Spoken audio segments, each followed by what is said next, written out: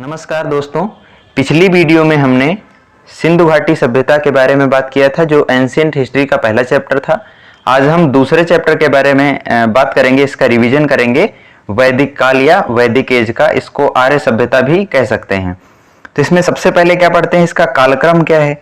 तो इसका जो कालखंड है वो है 1500 ईसा पूर्व से 600 ईसा पूर्व तक का। इसको भी हम आगे पढ़ेंगे तो इसके दो भाग हैं, एक तो ऋग्वैदिक काल या पूर्व वैदिक काल और दूसरा उत्तर वैदिक काल।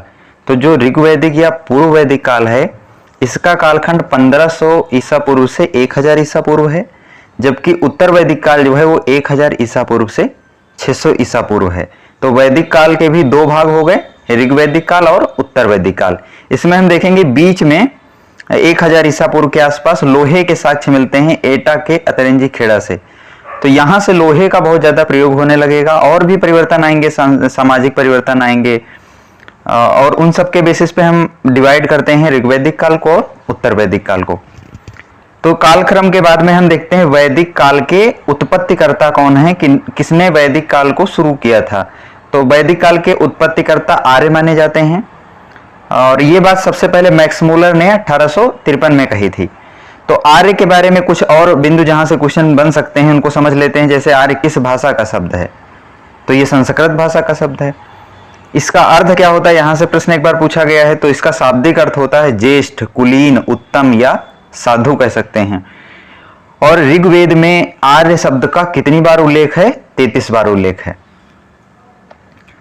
आर्यों का मूल स्थान क्या है, यानी आर्य भारत में आए, कहां से आए, क्या ये पहले से यहीं पे रहते थे हमेशा से, या किसी दूसरे देश से भारत में आए थे। तो इसको लेके मतभेद है, लेकिन क्वेश्चन यहां से पूछा जाता है। किसी का नाम लिख देंगे कि मैक्स मूलर के हिसाब से या दयानंद सरस्वती के अनुसार आर्यों का मूल स्थान क्या था। तो इसको समझते हैं। आर्य मध्य एशिया से भारत आए थे, ऐसी बात कहा था मैक्स मूलर ने। मैक्स मूलर का मानना था कि आर्य जो है वो मध्य एशिया से भारत आए थे। इसी तरह से आर्य तिब्बत से भारत आए, ये जो कथन है ये है स्वामी दयानंद सरस्वती का। वहीं उत्तरी ध्रुव आर्यों का मूल स्थान है, ये बाल गंगाधर तिलक जी ने, इनकी एक पुस्तक थी आर्यों का आदि देश, इसमें इस बात का जिक्र किया था कि आर्यों का मूल निवास क्या है। तो उत्तरी ध्रुव बाल गंगाधर तिलक जी। ब्रह्मर्षि देश गंगानाथ झा ने कहा था। ब्रह्मर्षि देश क्या होता है, जो गंगा यमुना का दोआब है आज के समय में, उसको ब्रह्मर्षि देश कहा जाता था ऋग्वैदिक काल में। इसी तरह से सप्त सैंधव प्रदेश, वही जो सिंधु और उसकी सहायक नदियों के आसपास का जो क्षेत्र है वो सप्त सैंधव प्रदेश था, जम्मू कश्मीर पंजाब वाला। तो इसको डॉक्टर अश्विनी चंद्र दास ने कहा था कि आर्यों का मूल स्थान है। इसी तरह देविका प्रदेश जो अफगानिस्तान है आज के समय में, उसको देविका प्रदेश के नाम से जाना जाता था, और इसको DS त्रिवेदी जी ने बताया है। तो इसको ध्यान रखेंगे, कुछ तो याद हो जाएंगे। जैसे मध्य एशिया मैक्स मूलर, दोनों माँ से ही स्टार्ट हैं। इसी तरह से देविका प्रदेश DS त्रिवेदी, ये भी आसान है। इसी तरह से ब्रह्मर्षि देश को कहते हैं गंगा यमुना का दोआब, और इसको गंगानाथ झा ने कहा है। बस 2-3 याद रखने आपको। उत्तरी ध्रुव ये किसने कहा, तो बाल गंगाधर तिलक जी ने, और इनकी पुस्तक भी पूछी जाती है आर्यों का आदि देश किसने लिखी। इसी तरह तिब्बत के पठार से आए हैं आर्य, ये स्वामी दयानंद सरस्वती। तो हमने क्या क्या देख लिया, एक तो कालक्रम की बात कर लिया और वैदिक काल के उत्पत्तिकर्ता कौन थे इसकी बात कर लिया। अब तीसरी बात है कि वैदिक काल के स्रोत क्या हैं, इसकी जानकारी कहां से मिलती है वैदिक काल की। तो किसी भी काल की सभ्यता के पढ़ने के दो तरह के स्रोत हो सकते हैं। पहला तो साहित्यिक स्रोत और दूसरा पुरातात्विक स्रोत। साहित्यिक स्रोत में वैदिक काल में इसको वैदिक साहित्य भी कह सकते हैं। वैदिक साहित्य में 4 साहित्य आते हैं, एक तो वेद, ब्राह्मण, आरण्यक और उपनिषद। 4 तरह के जो ग्रंथ हैं इनको वैदिक साहित्य कहते हैं। और पुरातात्विक स्रोत में 2 चीजें होती हैं, एक तो अभिलेख हो सकते हैं और दूसरा बर्तन हो सकते हैं, यानी मृदभांड हो सकते हैं। तो पुरातात्विक स्रोत क्या कोई हैं, पुरातात्विक स्रोत कौन कौन से हैं, ये पहले पढ़ लेते हैं, छोटा टॉपिक है ये। तो पुरातात्विक स्रोतों में 2 अभिलेख मिले हैं। कौन कौन से, एक तो है एशिया माइनर का अभिलेख, या इसी को कहते हैं बोगजगोई का अभिलेख, जो 1400 ईसा पूर्व का है और ये तुर्की में मिला है। इसमें 4 देवताओं का उल्लेख है, इंद्र, वरुण, मित्र और नासत्य। और दूसरा जो अभिलेख है वो है कस्सी का अभिलेख, जो ईरान से प्राप्त हुआ है। इसमें बताया गया है कि आर्य जो है वो ईरान से भारत की ओर गए हैं। तो दो ही पुरातात्विक स्रोतों में दो ही अभिलेख हैं, इसलिए इनको याद रखेंगे। आगे मौर्य में देखेंगे बहुत सारे अभिलेख पढ़ने पड़ेंगे, लेकिन इसमें दो अभिलेख हैं, इसके लिए इसको ध्यान से याद रखना है। कस्सी का अभिलेख कहां से प्राप्त हुआ आए, तो ईरान।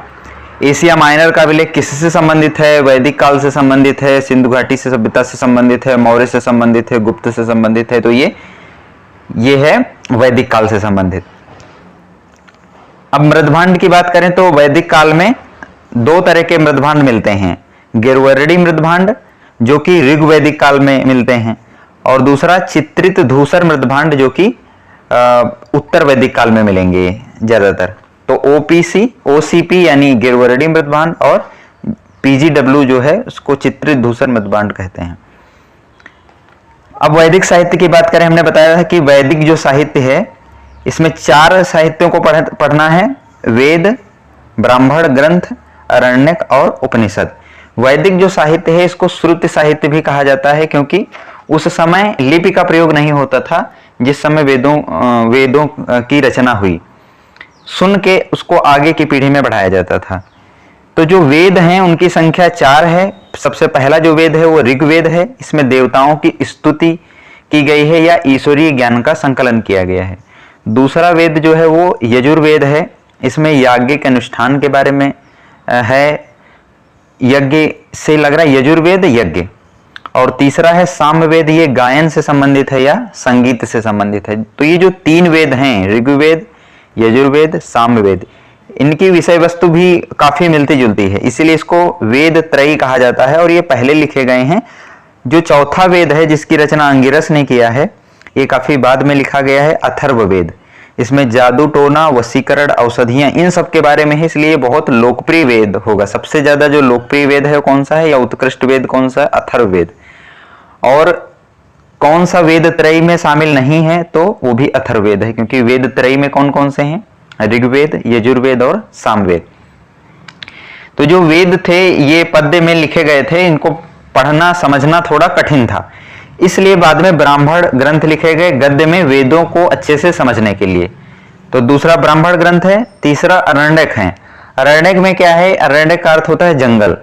इसमें आत्मा और परमात्मा के बारे में, रहस्यवादी सिद्धांतों के बारे में इसमें चर्चा की गई है अरण्यक में। और सबसे अंत में उपनिषद लिखे जाएंगे, इसीलिए इसको वेदांत कहते हैं। उप का अर्थ होता है एकांत और निषद का अर्थ होता है बैठना, यानी एकांत में बैठ के ये लिखे गए हैं। और मोक्ष शब्द की सबसे पहली बात जो है वो उपनिषदों में की गई है, वेदों में नहीं जिक्र आया है, या पुनर्जन्म की बात भी वेदों में नहीं की गई है। और उपनिषदों की जो कुल संख्या है वो 108 है। तो वैदिक साहित्य में 4 चीजें हो गई। जो पुराण वगैरह है ये वैदिक साहित्य का भाग नहीं है। पुराणों की संख्या 18 है, ये पूछा गया है, और इसकी रचना जो है पुराणों की लोमहर्ष ऋषि और उनके पुत्र उग्रश्रवण ने किया था। अब ऋग्वेद से संबंधित कुछ और प्रश्न पूछे गए हैं, देख लेते हैं कहां कहां से प्रश्न पूछे जा सकते हैं। जैसे इसका संकलन किसने किया, ऋग्वेद का संकलन। तो ऋग्वेद का संकलन किया महर्षि कृष्णद्वैपायन, इसीलिए इनको वेद व्यास कहा गया। और इसमें सूक्त और मंत्र कितने हैं ऋग्वेद में, तो ऋग्वेद में 1028 सूक्त हैं, 10,580 मंत्र हैं। और इसके अलावा ऋग्वेद में 10 मंडल हैं, और मंडल में भी 2-3 जगह से क्वेश्चन पूछे गए हैं। जैसे तीसरा मंडल महत्वपूर्ण है, क्योंकि इसमें विश्वामित्र द्वारा रचित गायत्री मंत्र का उल्लेख है तीसरे मंडल में। इसी तरह जो 2 से 7 तक मंडल हैं ये सबसे प्राचीन मंडल हैं, और इनको ऋषि मंडल या गोत्र मंडल कहते हैं, क्योंकि इसकी जो रचना है किसी न किसी ऋषि या गोत्र द्वारा की गई है। 7वां मंडल जो है वो भी महत्वपूर्ण है, क्योंकि इसमें 10 राज युद्ध हुआ है। परुशड़ी या आज के समय में जो रावी नदी है इसके किनारे हुआ था। सुदास एक राजा थे और अन्य 10 राजा थे, इनके बीच में हुआ था 10 राज युद्ध। तो ये किस मंडल में है, 7वें मंडल में है। 9वां मंडल महत्वपूर्ण है, 9वां मंडल सोम देवता को समर्पित है। और जो 10वां मंडल है इसमें ये सबसे अंतिम मंडल है 10वां, और सबसे नवीन मंडल है।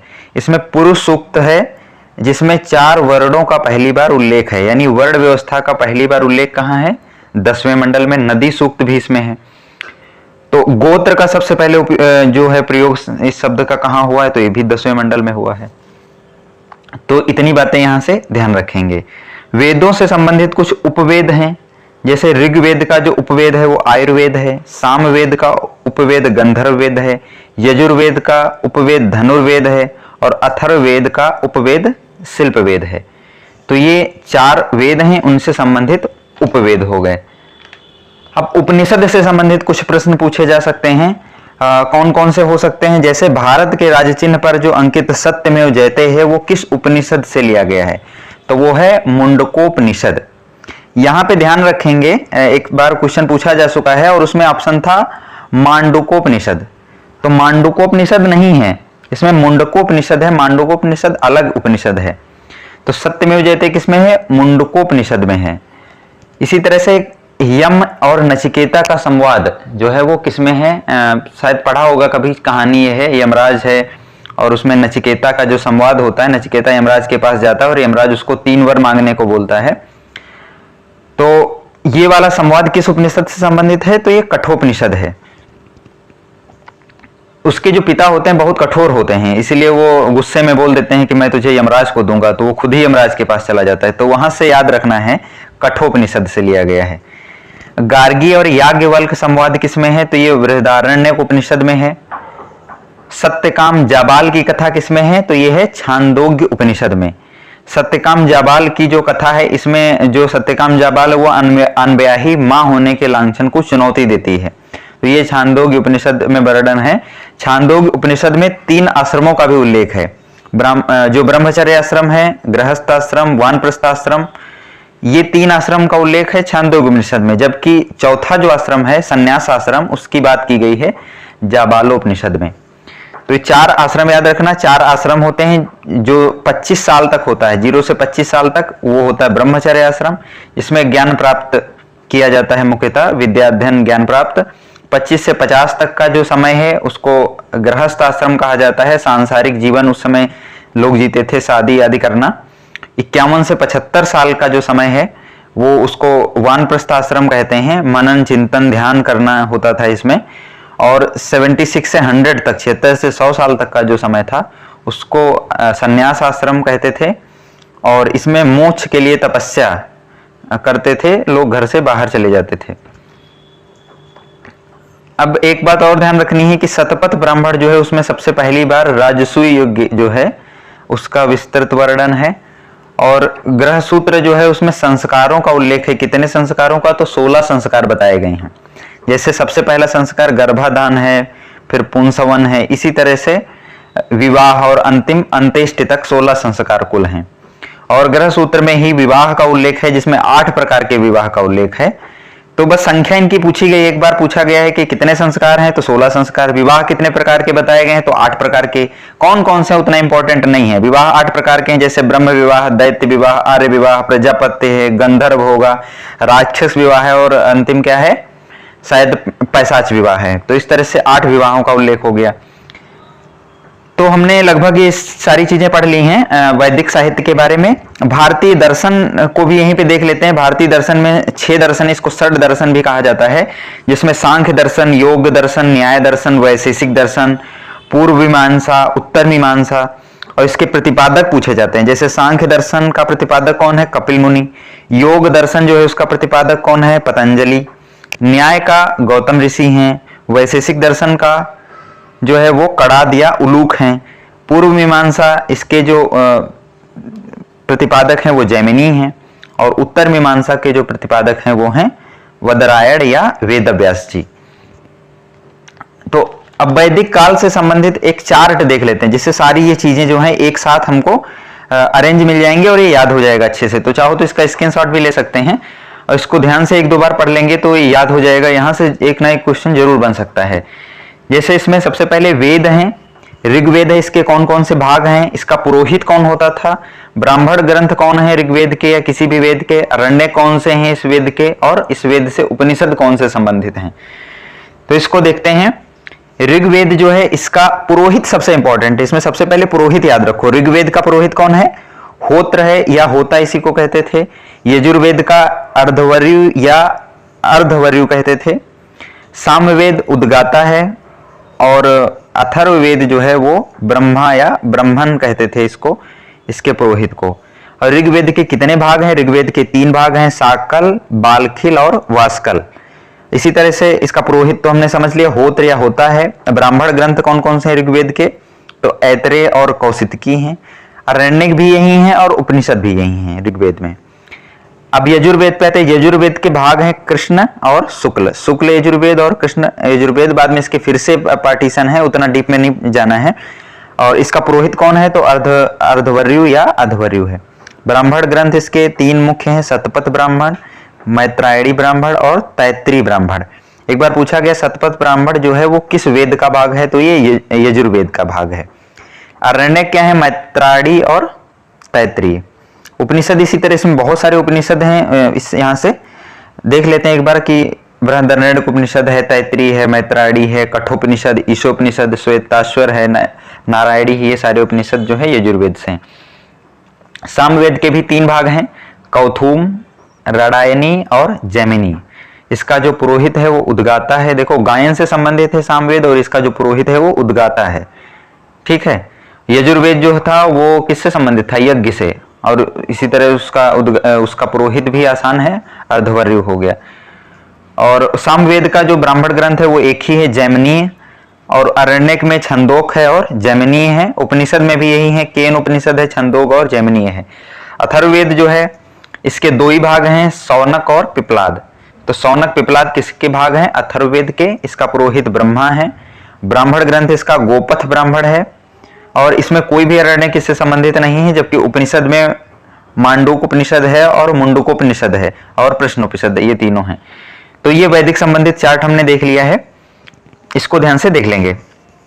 अब आते हैं वैदिक कालीन नदियां। वैदिक कालीन नदियों में कुछ नाम जो है आज के समय में बदल गए हैं, वहां से प्रश्न पूछे जाते हैं। जैसे झेलम जो आज के समय में है, इसका वैदिक काल में क्या नाम था? तो इसको वितिस्ता कहते थे। इसी तरह चेनाब को अस्किनी कहते थे, रावी को परुषडी कहते थे जहां दसरा युद्ध हुआ था, व्यास को विपाशा कहते थे उस समय। सतलज जो है वो सतुद्री थी, गोमल गोमती थी। ये वाली गोमती नहीं जो आज के समय में है लखनऊ में, गोमल ये दूसरी है जो कि अफगानिस्तान में शायद बहती है। ये कुर्रम को कुर्मू कहते थे, स्वात को सुवास्तु, और गंडक जो है वो सदा नीरा के नाम से जानी जाती थी, और घग्गर जो है वो दृशादती थी। ठीक है। तो ये कुछ नदियां हैं जिनके आधुनिक नाम ध्यान रखने हैं क्या हैं, या फिर इन नदियों के जो आधुनिक नाम हैं इनके ऋग्वैदिक कालीन क्या नाम थे, ऋग्वेद में या वेदों में इनका क्या किस नाम से उल्लेख है, इसको ध्यान रखना है। कुछ और चीजें हैं, जैसे सबसे ज्यादा बार किस नदी का उल्लेख किया गया है वैदिक काल में? तो सर्वाधिक बार सिंधु नदी का उल्लेख है। जबकि सबसे जो प्रमुख नदी, सबसे पवित्र नदी होगी वो होगी सरस्वती। ठीक है। इसका लेकिन सर्वाधिक बार उल्लेख नहीं है। सर्वाधिक बार उल्लेख कौन सा है? सिंधु नदी का। जबकि सबसे प्रमुख नदी जो है आज के समय में जैसे गंगा है, उस समय में कौन सी नदी थी सबसे पवित्र? तो सरस्वती थी। इसको नदीतमा या मातेतमा कहा गया है। तो क्वेश्चन पूछा जाए कि ऋग्वेद में मातेतमा या नदीतमा किस नदी के लिए कहा गया है, तो गंगा नहीं होगी, वो सरस्वती नदी होगी। गंगा का तो सिर्फ एक बार उल्लेख है 10वें मंडल में ऋग्वेद के। एक और बात इसमें है कि हिरण्यनी जो शब्द है, हिरण्यनी, वो किस नदी के लिए है? तो वो सिंधु नदी के लिए है। हिरण्य जंगल होता है और हिरण्यनी जो है शायद जंगल या पृथ्वी होता है, और हिरण्यनी जो शब्द है वो सिंधु के लिए यूज किया गया है। समुद्र के लिए परावत शब्द का यूज किया गया है वैदिक साहित्यों में। और मरुस्थल का भी ज्ञान था उस समय, मरुस्थल के लिए धन्व शब्द का उल्लेख है। वैदिक कालीन देवता कौन कौन से थे उस समय? तो सबसे जो प्रमुख देवता थे वैदिक काल में वो इंद्र माने जाते थे। सबसे ज्यादा जो सूक्त हैं इन्हीं पे लिखे गए हैं, 250 सूक्त समर्पित हैं किसको? इंद्र देवता को। और इनको पुरंदर कहा गया। पुरंदर का अर्थ होता है किले तोड़ने वाला। और युद्ध के नेता थे ये, और वर्षा के देवता भी किसको माना जाता है? इंद्र को माना जाता है। तो इसको ध्यान रखेंगे कि वर्षा के देवता कौन थे? इंद्र थे। जो दूसरे सबसे महत्वपूर्ण देवता हैं वो हैं अग्नि। इनको 200 सूक्त समर्पित हैं, और जबकि इंद्र को कितने थे? 250 सूक्त समर्पित थे। इसी तरह वरुण देवता हैं। वरुण देवता जो हैं वो समुद्र के देवता माने जाते हैं, और नैतिक व्यवस्था जो है ये वाली मिनिस्ट्री भी इनके ही अंडर में आती थी। तो समुद्र के देवता और नैतिक व्यवस्था का काम किसका था? वरुण देवता का था। अब वैदिक कालीन जो देवता है उनको, उनके पुरोहित कौन माने जाते हैं? ये प्रश्न पूछा जा चुका है एक बार। तो ये जो बृहस्पति हैं उनको वैदिक कालीन देवता के पुरोहित माना जाता है, इसलिए बृहस्पति को गुरु भी कहते हैं। अब वैदिक कालीन कुछ स्त्रियां हैं जिन्होंने वेदों की रचना की। तो ऐसी 4 स्त्रियां हैं जिन्होंने वेदों की रचना की, घोषा, अपाला, लोपामुद्रा और विश्ववारा। इसी किस तरह से याद करेंगे तो ये क्रम से ही है, याद हो जाएगा। घोषा, अपाला, लोपामुद्रा और विश्ववारा। इसमें लोपामुद्रा जो थी वो अगस्त ऋषि की पत्नी थी। तो इतना हमने समझ लिया वैदिक कालीन देवता। क्या क्या हमने पढ़ लिया है अभी तक? तो सबसे पहले हमने कालखंड पढ़ा था वैदिक काल का, उसके बाद में वैदिक काल के जो उत्पत्तिकर्ता थे आर्य, उनके संबंध में हमने पढ़ा। इसके बाद वैदिक कालीन जो स्रोत हैं, पुरातात्विक स्रोत और साहित्यिक स्रोत, उसके बारे में पढ़ लिया। इसके बाद में ऋग्वेद को हमने पढ़ा, भारतीय दर्शन, वैदिक काल के जो चार्ट था और वैदिक कालीन नदियां, इतना हमने पढ़ लिया है। देवताओं को भी समझ लिया है कौन कौन से थे। अब वैदिक कालीन जो राजनीतिक जीवन था वो कैसा था, वहां से कौन कौन से इंपॉर्टेंट बिंदु हैं जो हमें रिवाइज करने हैं। तो वैदिक काल में जो सबसे बड़ी राजनीतिक इकाई थी वो क्या थी? जन थी। और इसका जो मुखिया था वो जनपद या सॉरी इसका जो मुखिया था वो गोपति कहलाता था या जनपति कहलाता था। और यही उत्तर जो वैदिक काल होगा, यहाँ पे सबसे बड़ी इकाई हो जाएगी जनपद, यानी जन से जनपद बन जाएगा। और सबसे जबकि छोटी इकाई क्या होगी तो ग्रह या कुल होगी। इसको इस तरह से समझ लेते हैं, सबसे छोटी इकाई ग्रह या कुल थी। कई ग्रह या कुल मिलके ग्राम बनते थे, कई ग्राम मिलके विश्व बनता था और विश्व से जन बनता था। तो जो ग्रह या कुल होता था इसका मुखिया को कुलम या ग्रहपति कहते थे। ग्राम जो था इसका जो मुखिया था उसको ग्रामणी कहते थे। विश्व का जो मुखिया था इसको विश्वपति कहते थे। और जन का मुखिया जो था वो गोपति, जैसे इस समय प्रधानमंत्री होता है उस समय सबसे बड़ी इकाई जन था, तो उसका जो मुखिया है वो गोपति था या जनपति था। उस समय लोकप्रिय राजनीतिक प्रणाली कैसे थी? जैसे आज के समय में जो डेमोक्रेसी है, उस समय सबसे लोकप्रिय राजनीतिक प्रणाली कौन सी थी? तो वंश परंपरागत राजतंत्र, ये सबसे लोकप्रिय राजनीतिक प्रणाली उस समय की थी। अब जो है शतपथ ब्राह्मण जो है उसमें 12 तरह के रत्निन का उल्लेख है। इसमें से कुछ इंपॉर्टेंट हैं, जैसे पुरोहित कौन होता था, सेनानी कौन होता था। पुरोहित जो राजा को परामर्श देता था उसको पुरोहित कहते थे। सेना का प्रमुख था उसको सेनानी कहते थे। ग्रामीण क्या होता था, जो ग्राम का मुखिया होता था उसको ग्रामणी या ग्रामीण कहते थे। राजा की पत्नी को महिषी कहा जाता था। कोषाध्यक्ष को संग्रहीता कहा जाता था। कर एकत्र करने वाला अधिकारी था, जो उत्तर वैदिक काल में जो कर जो हो जाएगा नियमित हो जाएगा 1/16, तो उसको भागदूत कहते थे। लेखा अधिकारी जो था इसको अक्षावाप कहते थे। और जो विदूषक था वो पालागल था। इसी तरह क्षकता क्या था, वो प्रतिहारी या दैवारिक था। तो ये रत्निन कुछ थे। इसके बाद में जो सामाजिक व्यवस्था है इससे संबंधित देख लेते हैं, वैदिक कालीन सामाजिक व्यवस्था। तो आर्यों की जो संस्कृति थी हम पहले जिक्र कर चुके हैं, वो ग्रामीण थी, जबकि जो सिंधु घाटी सभ्यता की जो संस्कृति है वो मूलतः कैसी होगी, नगरीय होगी। जीवन का जो आधार होता है वो पशुपालन और कृषि, सबसे ज्यादा पशुपालन है, दूसरे नंबर पे कृषि है। मुख्य व्यवसाय पशुपालन है और दूसरे पे कृषि माना जाएगा इसका। ऋग्वैदिक काल में लोहे से लोग परिचित थे कि नहीं थे? तो लोहे का जो खोज हुई 1000 के आसपास, लोहे का जो साक्ष्य मिले हैं सबसे पहले वो 1000 के आसपास मिले हैं। तो ऋग्वैदिक काल में लोहे की जानकारी नहीं थी, जबकि उत्तर वैदिक काल में लोहे का उपयोग होने लगेगा। सिंधु घाटी सभ्यता में भी लोहे की जानकारी नहीं है, उसके साक्ष्य नहीं मिले हैं। इसके अलावा उत्तर वैदिक काल में जो लोहा मिलेगा उस लोहे को कृष्ण आयस कहा गया है। सोने के जो आभूषण है या सोने के हार के लिए एक शब्द यूज हुआ है जिसको निष्क कहते हैं। निशाका भी एक प्रश्न में पूछा गया है कि सोने के आभूषण के लिए किस शब्द का प्रयोग हुआ है, तो उसमें निष्क नहीं था ऑप्शन, उसमें निशाका था। बाद में विपणन के लिए भी इस शब्द का उल्लेख हुआ है, निशाका का। इसी तरह वैदिक काल में जो जीवन भर अविवाहित रहने वाली कन्याएं होती थी उसको क्या कहते थे, अमाजू। और जो स्त्रियां जीवन भर अविवाहित रहकर आश्रम में शिक्षा प्राप्त करती थी उनको ब्रह्मवादिनी कहा जाता था। ठीक है, तो ये लगभग पूरा हो गया। लास्ट में हम लोग देख लेते हैं वैदिक कालीन शब्दावली और उनके क्या अर्थ थे। यहाँ से कभी कभी प्रश्न पूछा जाता है, जैसे नीवी क्या होता था, तो जो कमर के नीचे पहने जाने वाले जो वस्त्र थे उसको नीवी कहते थे। इसी तरह से वासस, कमर के जो ऊपर पहने जाते थे वस्त्र उसको वासस कहते थे। अधिवासम किसको कहते थे, ऊपर से धारण किया जाने वाली जो चादर वगैरह होती थी जिसको ओढ़ते थे उसको कहते थे अधिवासम। तक्षा कहते थे बढ़ई को।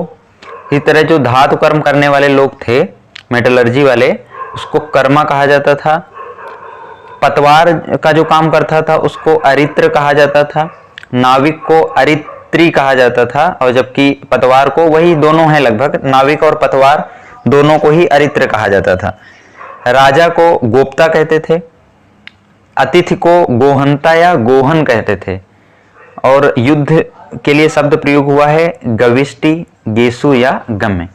अघन्या किसके लिए, ये प्रश्न पूछा जा चुका है कि वैदिक काल में अघन्या किसके लिए शब्द प्रयोग हुआ है। अघन्या का अर्थ होता है वध न किए जाने योग्य, ये गाय के लिए प्रयोग होता था। लांगल जो है वो हल के लिए प्रयोग हुआ है शब्द। सीता, सीता का अर्थ है खेत में हल चलाने के बाद जो नालियां बनती थी उसको सीता कहते थे। और इसके बाद में बढ़ई के लिए तक्षा हमने देख लिया, तक्षा या तक्षण कहते थे बढ़ई के लिए शब्द जो है। इसी तरह नाई के लिए वाप्ति होता था।